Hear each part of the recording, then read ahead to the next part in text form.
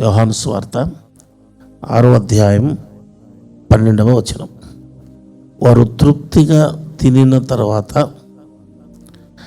ఏమీ నష్టపడకుండా మిగిలిన ముక్కలు పోగు చేయడని తన శిష్యులతో చెప్పాను. మార్కు సువార్త 7వ అధ్యాయం 27వ వచనము ఇలా వ్రాయబడి ఉంది.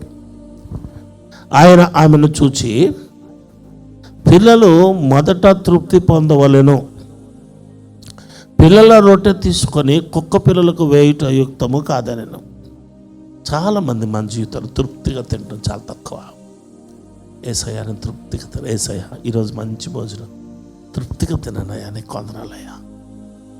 తృప్తిగా తింటామంటే అర్థం బిర్యానీతో తినడం కాదండి. నా మాట అర్థం చేసుకోండి. నువ్వు పంచపక్షి పరిమాణంలో తినటం తృప్తిగా తినడం అనుకోవద్దు. నీకున్నదే కడుపు నిండా సంతోషంగా ఇంకా చాలు అన్నదాకా తిన్నావా? నిజంగా అలా తినటం దేవుని కృప, దేవుని ఆశీర్వాదం. యేసయ్య very specifically he directed them, let them eat fully. తృప్తిగా తినమండి, ఇంకా చాలు మాకు వద్దండి అన్నదాకా తినేయండి. చాలామంది పిల్లలను చూస్తాను నేను, తల్లులు ఈసారి తిందలే లే అంటారు. అదేంటి వాళ్ళు తింటుంటే చాలే తింటారు, అది సిల్లి థింగ్ కదండి.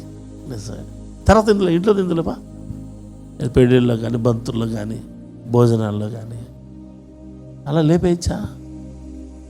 వాళ్ళు ఏదో అవమానంగా ఫీల్ అవుతారు. అట్లా ఎవరేమనుకోరు. పిల్లలు తింటే ఎవరు అనుకుంటారా?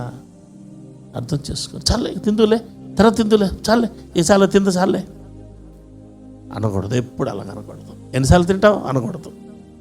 బద్దక తెత్తవే అనకూడదు. వేసి చాలేదా అనకూడదు. ఎన్నిసార్లు పెట్టమంటే అన్నిసార్లు పెట్టాలి. వాళ్ళు తృప్తిగా తినాలి, చాలు అన్నదాకా తినాలి. అలా పెట్టడం ఆశీర్వాదం. పెడితే అలా పెట్టాలండి.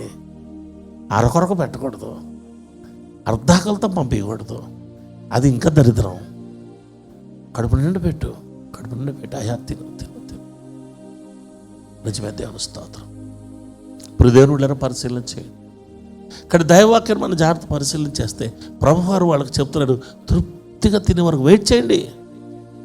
నేను అనుకుంటాను, ఈ పేతురులు అంటే దుండులో ఉన్నారు కొంతమంది, తత్తల నత్తి పేతురు. ఈయన తొందర ఎక్కువ, పెట్టడం చేత కాదు, తినేవాడు తినదాకా ఉండటమో చేత కాదు ఈయనకి. అదండి వాళ్ళ సార్లు ఆపే లే అంటాడేమో. యేసయ్య తన శిష్యులు అనుమానించాడు, అలా అంటాడేమో.